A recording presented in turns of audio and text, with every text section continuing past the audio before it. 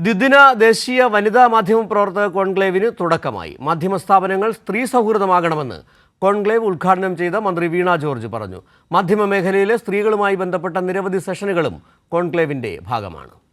Information public relations വകുപ്പ് പത്രപ്രവർത്തക യൂണിയന്റെ സഹകരണത്തോടെയാണ് 2 ദിവസത്തെ ദേശീയ വനിതാ മാധ്യമ പ്രവർത്തക കോൺക്ലേവ് സംഘടിപ്പിച്ചത്. മാധ്യമ സ്ഥാപനങ്ങളിലുള്ള സ്ത്രീകളുടെ പ്രശ്നപരിഹാരങ്ങൾക്കായി ഇന്റേണൽ കമ്മിറ്റികൾ കൃത്യമായി പ്രവർത്തിക്കേണ്ടതിന്റെ ആവശ്യകത കോൺക്ലേവ് ഉദ്ഘാടനം ചെയ്ത മന്ത്രി വീണ ജോർജ് ചൂണ്ടിക്കാട്ടി. എത്ര ഡിസിഷൻ മേക്കിംഗ് ബോഡീസിൽ സ്ത്രീകൾക്ക് പ്രാതിനിധ്യമുണ്ട്, അതിൽ മാറ്റമുണ്ടായിട്ടുണ്ട്, എന്നാൽ പൂർണ്ണമായ അർത്ഥത്തിൽ അതിൽ മാറ്റങ്ങൾ ഉണ്ടായിട്ടില്ല എന്നുള്ളത് കൂടി ഇതിൻ്റെ ഭാഗമായിട്ട് നാം കാണണം. വനിതാ ശിശു വികസന വകുപ്പ് 2023 നമ്മളൊരു പോർട്ടൽ ആരംഭിച്ചു. ആ പോർട്ടൽ പോഷ് ആക്ട് പ്രകാരം ഐസികൾ രൂപീകരിച്ച സ്ഥാപനങ്ങളുടെ മോണിറ്ററിംഗ് ആണ് അതിലൂടെ ഉദ്ദേശിച്ചിട്ടുള്ളത്.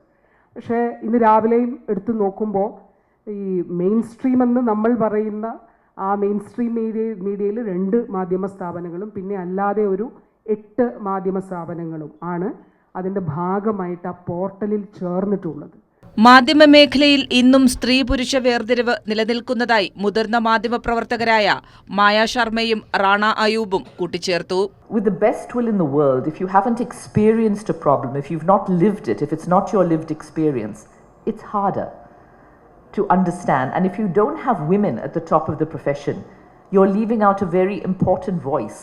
We were kept mostly at that point of time for the occasional sensitive stories like sexual harassment story. I mean, we were really not an investigative journalist, God forbid. We did not believe that, they would be capable of doing that. വാർത്തകളിലെ സ്ത്രീ, മാധ്യമങ്ങളിലെ ലിംഗസമത്വം, സാമൂഹ്യ മാധ്യമങ്ങളിലെ സ്ത്രീ എന്നീ വിഷയങ്ങളിൽ പ്രത്യേക സെഷനുകളും കോൺക്ലേവിന്റെ ഭാഗമായി നടക്കും.